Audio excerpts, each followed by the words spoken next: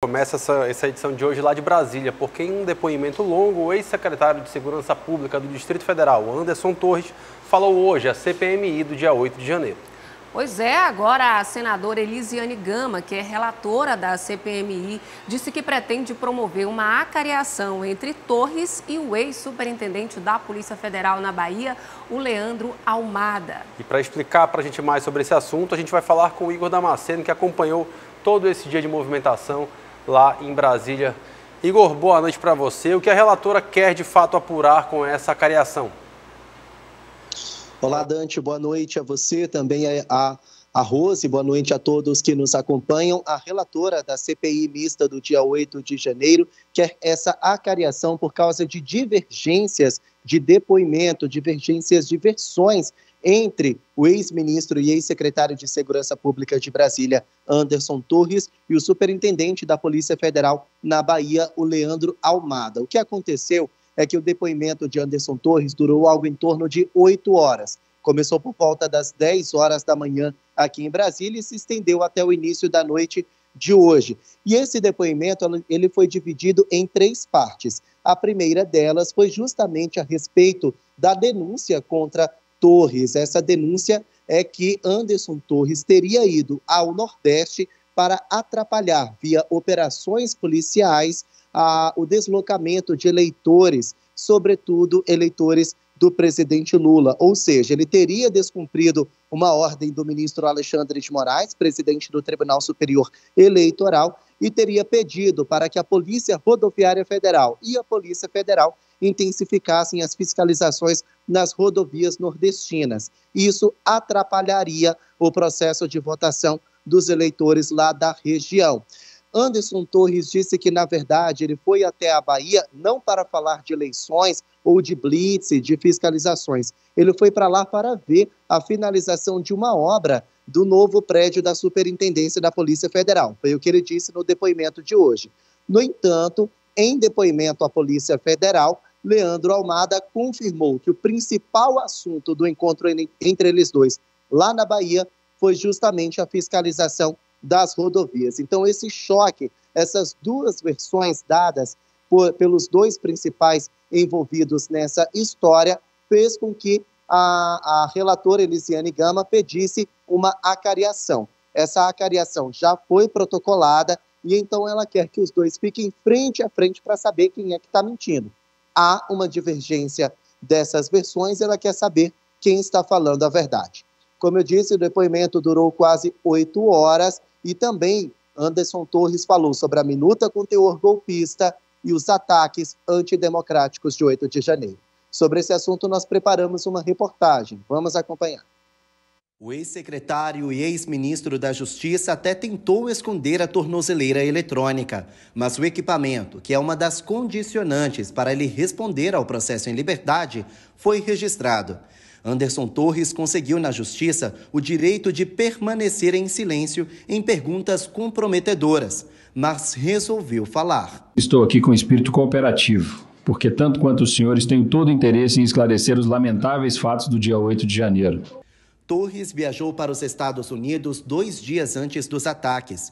Ele explicou que antes se certificou que o acampamento, montado em frente ao quartel-general, estava tranquilo e elaborou um plano de ações para evitar que a situação saísse do controle.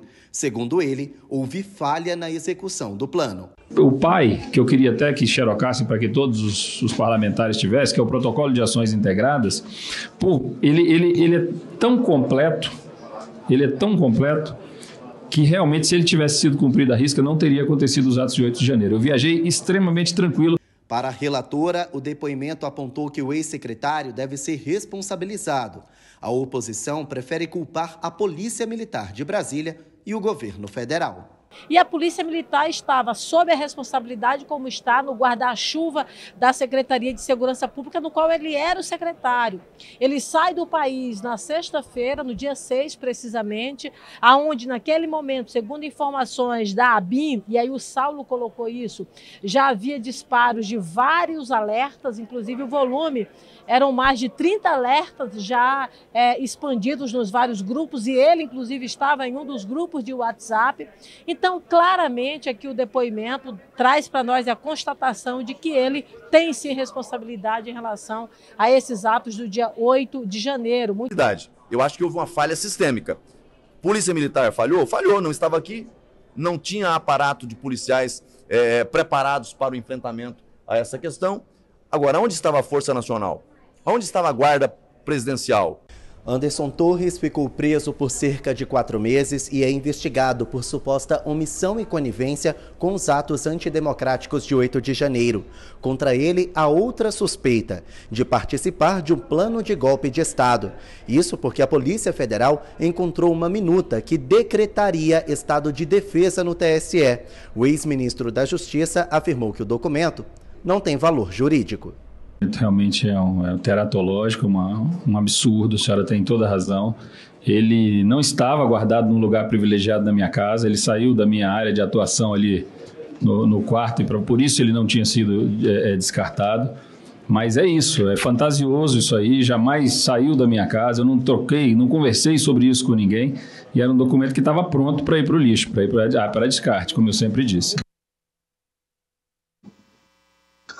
Bom, lembrando que esse é o depoimento considerado mais importante desde o início da CPI mista do dia 8 de janeiro e, contrariando aquilo que a gente pensava, não teve tanto embate assim entre oposição e base aliada, não foi marcado por tanta briga como nós imaginávamos. Agora, os membros da comissão querem convocar Walter Delgatti, ele que, segundo a Polícia Federal, teria sido contratada pela deputada Carla Zambelli para acabar invadindo o site do Conselho Nacional de Justiça e então acabar decretando um falso mandado de prisão contra o ministro Alexandre de Moraes. Para ele, para os membros da comissão que aprovaram esse requerimento, Walter Delgatti pode ter sido também contratado pelo ex-presidente Jair Bolsonaro para tentar invadir urnas eletrônicas. Ele está preso, já se posicionou sobre o assunto. O ex-presidente Jair Bolsonaro negou qualquer tipo de envolvimento.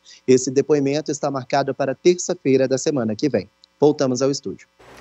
Até que fim, uma sessão mais tranquila, né? Dentre tantas que a gente vem acompanhando nas últimas aí, não só na CPMI do 8 de janeiro, mas em outras comissões que também estão em andamento. Eu acompanhei boa parte durante o dia desse depoimento, que foi bem longo, né? Como o Igor disse, foram quase 8 horas. Se fosse mais tenso do jeito que a gente imaginava, certamente o Igor estava acompanhando até agora.